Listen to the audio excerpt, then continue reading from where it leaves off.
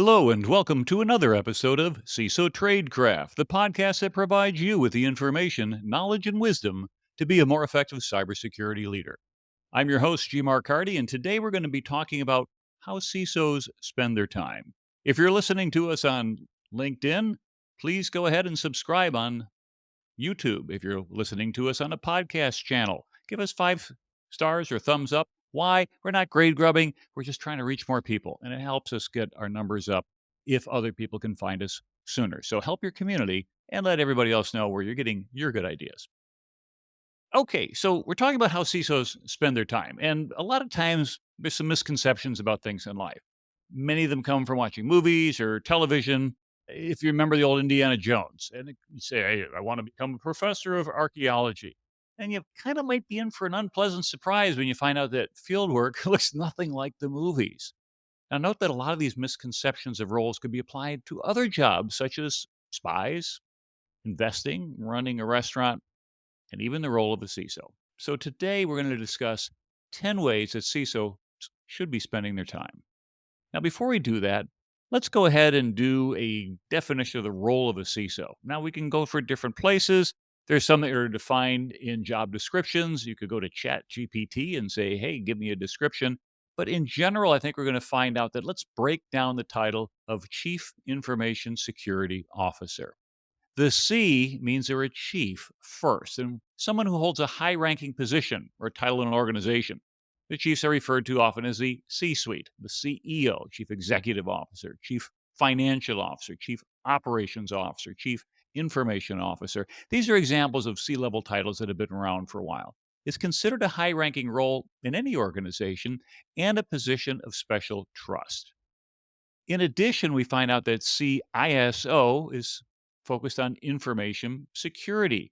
It's that expertise that we provide, and these company titles are designed to define subject matter expertise. So, Chief Financial Officer is going to leverage financial background to provide advice and guidance in the finance world. The CISO domain is information security or cybersecurity, as we like to call it. So, in general, don't try to provide legal advice on cybersecurity laws. That's the chief legal officer's role. Stay in your lane because if you do, then you'll be valued for your expertise. The other thing also is that you're going to avoid political conflicts if some people say, hey, you're not the legal officer. Why are you telling us about that? In fact, I was talking to somebody this morning who had that exact same issue at work, that they were trying to coach their comments with regard to security in a way that they weren't stepping on the legal department's feet. Now, you can also coordinate in advance and make sure that you're communicating effectively. But in general, what you want to do is think about what your role is. If you're an expert in cybersecurity, you should be focusing on protecting business revenue. And we achieve revenue protection by ensuring that the leaders of a business understand, manage, and mitigate risk. And you can look at the risk of sensitive data becoming breached, that's our confidentiality, important operating information being altered, that's integrity, or just being unable to access things that are required to run the business, and that would be availability. And finally, CISO, the O is an officer of the company. As with any other officer in the company, they need to ensure good stewardship of corporate resources. Another way of saying this is officers have to ensure that the operations become cheaper, faster, and better each year so it can continue to have profitable growth. And profitable growth occurs either by increasing your sales, reducing your costs and overhead of expenses and liability, and increasing efficiencies and effectiveness of your spending and operations. So, in general, when we talk about a CISO, that should be a pretty good description of what the job entails, and also importantly, what the job does not entail. So, again, be careful about trying to do other people's roles and missions because no matter how smart you are, no matter how well read you are, you're going to potentially run into some political issues if you stray into somebody else's lane. All right, with that as a preamble, let's take a look at 10 ways that CISOs spend their time. The first thing that CISOs will spend their time on is developing and implementing a cybersecurity strategy. Now, this means they understand the organization's overall business goals.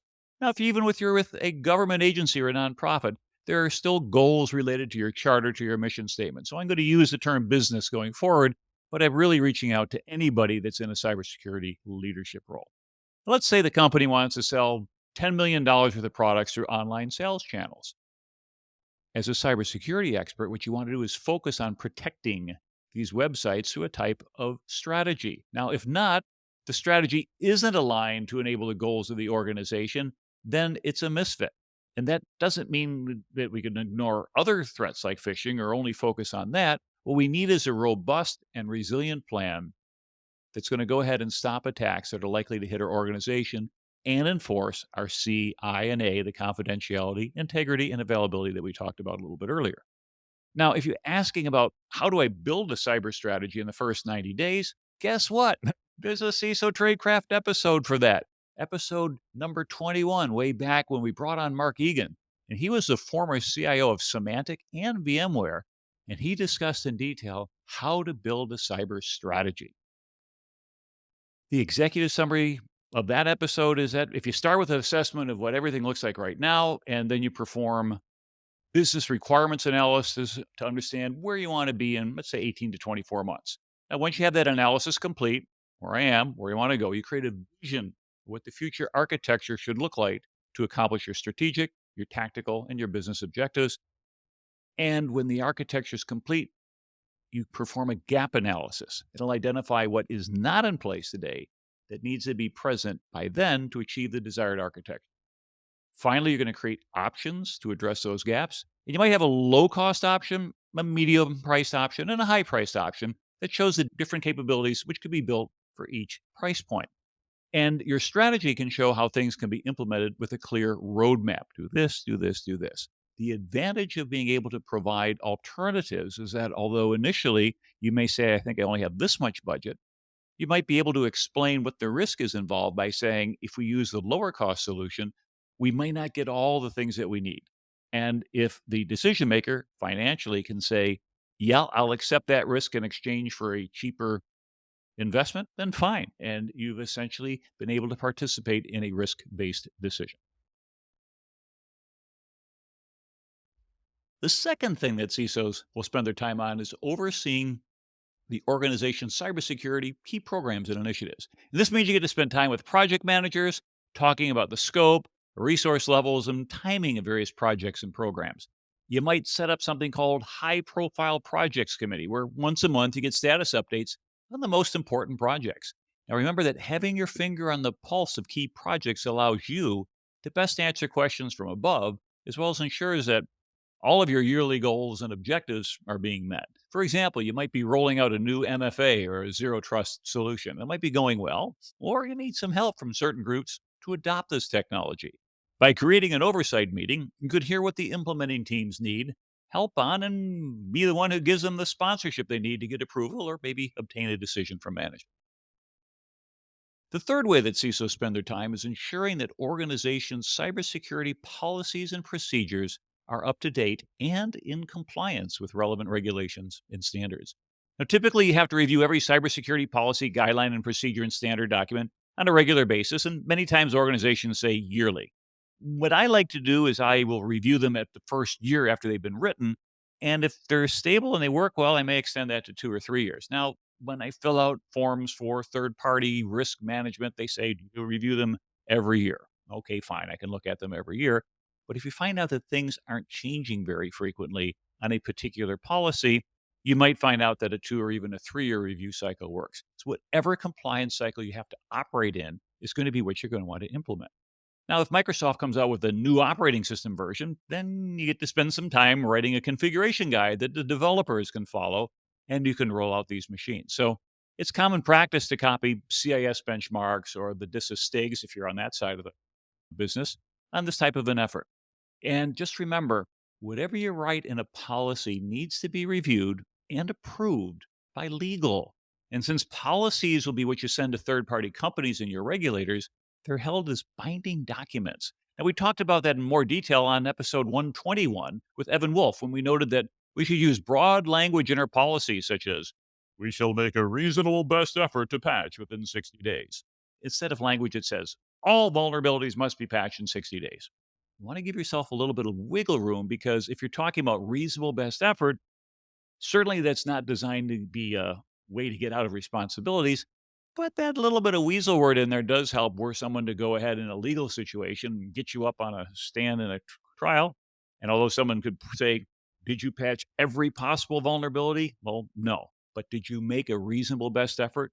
Yes. It's hard to argue with that. And so, from a legal perspective, that has changed my approach on how I like to go ahead and write policies from being the captain, I'm in charge and do this, to writing language that is certainly directive, but is not so constraining that you could create yourself a legal liability because of your inability to get exact, complete compliance. Now, the fourth item that CISOs spend their time on is collaborating with other departments and teams within the organization to identify and address potential cybersecurity risks. Welcome to spending time with the risk committee. You get to meet and discuss things like, well, when we let somebody go, how do we ensure their IT accesses are properly removed in time? Now, if you're looking at something like that, don't forget all the applications that your third party risk assessments found that don't federate with the company's single sign on. So simply going ahead and removing that doesn't necessarily take them out of all the accesses. And you might also want to discuss if the company's going to do layoffs, what additional monitoring should be required? What are we doing about the risks from insider threats? An employee can go from gruntled to disgruntled pretty quickly in a round of layoffs, and you want to have some defense with respect to that. How much money should be allocated for cyber insurance spending? And what are the risks of a new data sovereignty law being passed? And what if our company needs to shift our IT strategy to stay compliant with some of these government requirements that come out? Consider the time spent with the risk committee as an excellent opportunity to teach others about business continuity, disaster recovery, and even a business impact analysis. Additionally, you can build an alliance of supporters who help you get initiatives approved and support cyber funding requests. The fifth item a CISO spends time on is working closely within the organization's leadership team to develop and implement a cybersecurity budget. You must ensure that the organization's cybersecurity resources are used efficiently and effectively. That's right, it's time to brush up on all those accounting classes you took back in your MBA program. You get to meet each month to discuss whether the monthly spend is going according to plan. Now, this might be easy, but your forecasts are often wrong when procurement spends an extra 3 months negotiating your master service level agreement. So the limitation of liability may be more in favor of your company. And it's frustrating when you've got the funds, but you can't get a contract approved to spend them. Now, the opportunity is here to always keep a few spare projects around that you could get greenlighted when new money is found. Ideally, something that doesn't take a lot of approval cycle or something that you might not have had the money for in the past, but you went through and had the legal contract reviewed anyway. So it's locked and loaded if funds become available. For example, if you can't spend $1 million because of delays, there's an opportunity that you can walk in even to other cost centers and say, we can help you spend that unspendable money. Anybody who's ever worked in the federal government knows that monies that is unspent at the end of the fiscal year is not only forfeited, but they usually take that off the top of next year's budget as obviously you don't need the money. We propose you come in there and you say, hey, let's spend some money to acquire product X, and that'll greatly lower the maintenance activities that we perform every month. And if we spend this money now, we can recoup the time with our development teams to build even more features with the time saved using product X. That's going to go ahead and shorten our time to market, allow us to get new products out there, improve our profitability, generate revenue coming in. And now you've got a way that helps achieve spending plans and even get more cyber activities into the planned budget. So, as strange as it seems, there are times when you can actually become a hero by helping somebody else spend their money before it vaporizes and goes away because you're able to show a consistent utilization of the funds that they had requested.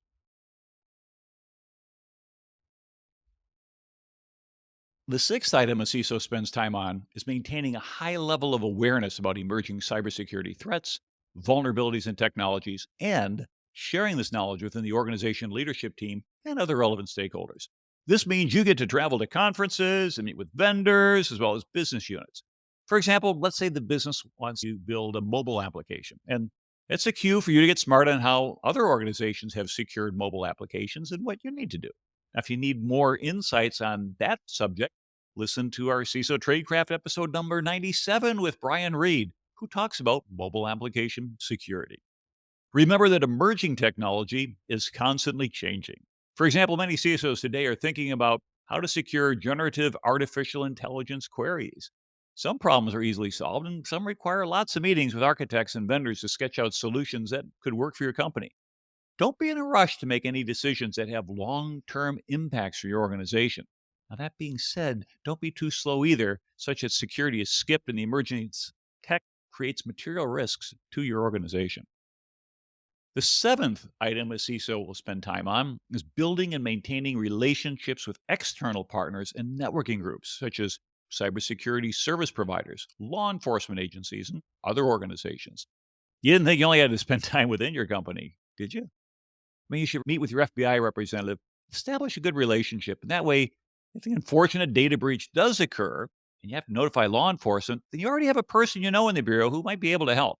Now, consider joining InfraGard and other threat intelligence sharing groups like FSISAC for the financial services. There's ISACs for lots of different business segments. And this will allow you to see what others are doing and build up contacts as well as a good reputation within the community. They're always looking for speakers and presenters, for example, at InfraGard meetings. I do a lot of public presenting. Some of it I do for pay because, well, that's kind of how I pay my mortgage and feed my family. But I'll do things like InfraGard as a pro bono because I believe in the mission and I want to help out the law enforcement community. It's not a bad reputation to have, by the way. And just because you establish these connections doesn't necessarily mean you get to make the final call about bringing in law enforcement because legal and corporate communications have those responsibilities. And ultimately, it's probably going to go up to a CEO level for a final decision. So make sure you also spend time with your legal teams and your corporate communications teams discussing incident response plans so that you have a clear identification of how things should occur and who notifies whom and at what time. Also, it's really helpful to have CISO colleagues in other companies with whom you can bounce around ideas. You might find that the industry is shifting to something that your company hasn't even started doing yet. And when you have issues, you can create a sounding board of folks who give you good ideas to try. For example, let's say your new funding request is denied. You might ask your colleagues in other organizations, how do they get their funding requests approved? You may ask them to share their PowerPoint decks or their pitch decks. When you do this, you get smarter and you get to see new ways to ask for money or more compelling business logic. And the net result is you get smarter, you also gain trusted friends. If others ask for your information, say, hey, how did you do it? Consider if you obviously want to stay within your program, but make sure you sanitize your stuff. Don't give out sensitive information that is proprietary to your organization. You can speak in broad generalities, you can get the overall gist of what you did. And again, you might expect that same filtering to take place from a third party who shares you with something, but it's still a great idea. The eighth item that a CISO spends time on is providing education, guidance, and support to the organization's employees to help them understand and comply with the organization's cybersecurity policies and procedures. Remember, Bobby the intern doesn't know anything about secure software development unless you teach him. So you get to read the developers on all the security requirements. You also get to spend time teaching the rest of the organization to avoid clicking on phishing emails and procuring software the right way. He's submitting a new software request to the third party risk management team instead of just going out and doing shadow IT and putting on your credit card and putting it down as a $74.99 cab fare. Now, this is just not a one time activity. There will always be someone who doesn't understand what's expected of them because you've got turnover in organizations. You've always got new employees or somebody who comes in from a different department. And so, as a result, expect to brief your phishing metrics and procurement recommendations more than once in the course of a year. Be on the lookout for free software as a service software, SaaS, right? You might find that somebody's asking Chat GPT if it's illegal to do such and such. Well, if Chat GPT says yes, then there might be a log stored somewhere about your submission of potential illegal activities being performed, along with an IP address that could reveal it came from your company. And now, if something does come up and those records are either subpoena or discovered or whatever, you got in some trouble. I mean, am struggling right now with some AI tools that we're looking at. I've got one of my IT guys who said, hey, this is great. It's a transcription service. They brought it in for a meeting, let it run, and by golly, it got almost every single word right, even the things that were mumbled. But my concern as a CISO, of course, as you can imagine, is where's this data being processed? Well, it's up in the Amazon cloud. Oh, that's super safe. Where is it? Is it going to be in a FedRAMP type of a facility where we know that it's met certain risk requirements? Or the question you always have to ask yourself, if you're not paying for the product, you're the product. And as a result, be very, very concerned about something that has access to information, internal conversations, board meetings, discussions, etc., that are going to give you a free favor and transcribe that into a nice little output. Also, a risk that those words could end up someplace else as well. So, you really need to do your due diligence. Now, how do we make security awareness fun and exciting for people? Well, bring some food. Bring some pizza, make it a lunch and learn or something like that. Get a little bit of budget assigned for it. You can use gamification techniques to make it fun and exciting and make it competitive. Make it cyber escape room, for example. You have to solve these puzzles to get out. And if it's fun and exciting, people will talk about it. They'll say the cyber stuff was great and they'll perform better because they'll remember it. That's why Sesame Street works. Why? Because when kids are entertained, they remember better. When adults are entertained, they remember better, right? So your security awareness can increase across your company if you do it right. If it's not fun and exciting, just a boring, you have to meet this compliance requirement and make sure you watch it or else you're on report, people are going to hate it. And your reputation is going to suffer because you're the person forcing misery upon your fellow workers. The ninth item a CISO spends time on is leading and managing a team of cybersecurity professionals. Well, one might think that's probably one of your first charter responsibilities, but we're saving the best toward last. You need to ensure the company has a good cyber hiring, training, and mentoring practices. You want the people that work for you, ideally, to be smarter than you so they can give you good ideas. Now, I know you're saying you're the smartest person in the room all the time and you'll never get there. Well, if you want smart hires coming in, you got to give them great training, make them even smarter. Give them rewarding career opportunities to advance or do something different so they don't get bored and feel like they have to go someplace else. There's a lot that you can do. Progressive responsibility is huge. One of the things I have found out with new managers is when they're afraid to screw up, they're not going to delegate because they think that someone's looking at them carefully. And if you screw up, you're never going to get promoted. You're not going to get your raise. You may not even keep your job. Well, there's a problem with that. It's a difference, if you will, between management and leadership. As a manager, you're responsible for outcomes, achieving objectives, and the like, and directing the activities of others. A leader basically has all those too, but you have the additional responsibility of developing your people. You probably won't see that in writing.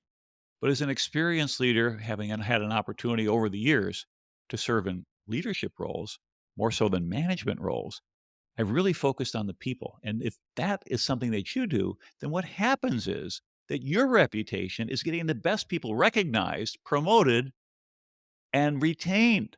And that's a huge benefit to your professional reputation as well as to your organization as well. So invest your time in your people, and you'll be able to go ahead and make sure that your organization's able to keep them. You might have to involve yourself in diversity and inclusion efforts within the company. Do so. We'll find out that there are different perspectives from people of different backgrounds and different histories that will see things from a perspective that we never thought of before. Okay. And so as a result, you're helping HR meet their broader goals and objectives, and you're coming up with a better pool of decision makers and observers and things like that. When you do that, you'll find that you're building a world class cyber organization.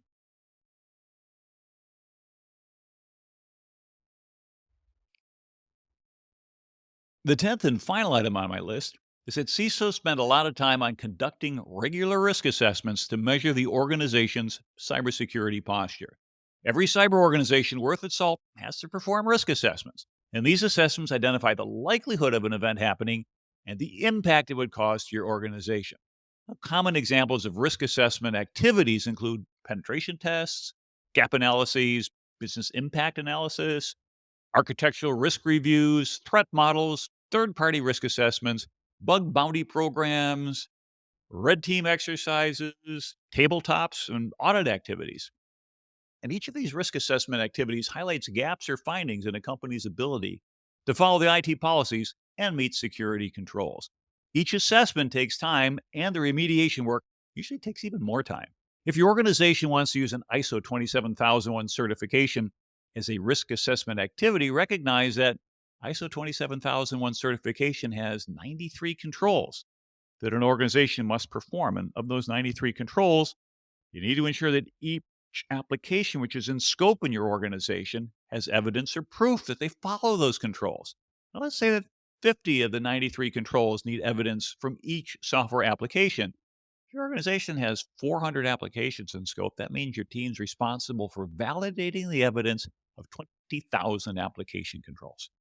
Now, if you correctly validate each of the 20,000 application controls internally, you then get to validate them again with the external auditors who may disagree with your company's ability to satisfy a control. And as you can imagine, there can be a lot of time spent in risk assessments. In addition, one of the things that's emerging for anyone who's working with the Department of Defense is CMMC, the Cybersecurity Maturity Model Certification. I'm certified as a registered practitioner. I'm working with clients and helping them get moved toward the preparation of being able to pass an audit. Are they in compliance with NIST Special Code 800-171 requirements, as well as the DFARS and things like that? Now, if that's alphabet soup to you because you don't work with the Department of Defense, don't worry about it. But if you do, recognize that the requirements are coming. By late 2023, we're going to start to see review requirement coming out, and they're not going to be very kind to organizations whose self-attestations in the past were all made up. But you've got to move to the point where you've got to go ahead and prove it so that when the auditors come, they're not going to ding you for self-attesting to something that's not there. It's probably one of the best ways to fail an audit. But now in situations like the Department of Defense, looking at CMMC, it's a way to lose a contract. And if that contract is the lifeblood of your organization, it's lost because of cybersecurity activities that were not done properly. You're going to have a lot of explaining to do to all the other executives who are now looking at potential layoffs and restructuring of the business if you didn't do your job right. So get on top of things and look at it. And if you need help, give us a call at CISO Tradecraft. You've got access to some really smart people. We do some consulting. I do some consulting on the outside and be very, very happy to help you out if you need something like that. Okay. So you can contact us on LinkedIn, send us an email if you like, and we can discuss your requirements. All right. I'm not trying to make an ad, but I just wanted to point out that we're here to help. And we hope that this episode has helped you a little bit understand how CISOs really spend their time or should be spending their time. And I think the major summary here is that you spend a lot of time in meetings. Your work as a CISO is largely focused on influence, persuasion, and leadership activities. You're not so much in there doing Azure AD management anymore. You're not writing Perl scripts or I guess it's old school, but yeah, I've been around a while, but doing things in Python or whatever. So make sure you have the ability to use your soft skills to create effective processes and projects that'll work within your enterprise. If you really want to brush up on those, also check our CISO Tradecraft GitHub page. We've got all of our episodes categorized by topic so you can find things fairly quickly. Find the areas that are going to help you with your career and with your job and with your requirements in front of you and listen to them. Or if it's after 2023, watch them. And then you can go ahead and get smarter. Now, special thanks in this episode to Freddie Magnum for asking us to create an episode on how CISOs spend their time. And if you ever have a question that you would like to ask CISO Tradecraft, try reaching out to us. As I said, on LinkedIn, respond to one of our LinkedIn posts. You can send us an email, and we're happy to help you with your CISO Tradecraft. And lastly, as I said before, if you enjoy our show on our podcast, spend 5 seconds and give us 5 stars. Again, not so much grade grubbing, but also allowing us to get the word out, especially with our YouTube page. Go ahead and subscribe to that. We're trying to get our numbers up so that we can go ahead and reach a threshold where we get more control over that channel. Trust me, it's great if you can go ahead and put on YouTube and just listen if you have to. But it's also a chance to go ahead and, well, see my smiling face for a while. If you really like the show, write a little review, put something in there. If you're doing a great job, tell others. If we're doing a bad job, tell me, and we'll fix it, okay? So we love helping our listeners, and when you rate and review our content, we can reach more. So thank you again for listening. This is your host, G. Mark Hardy, and until next time, stay safe out there.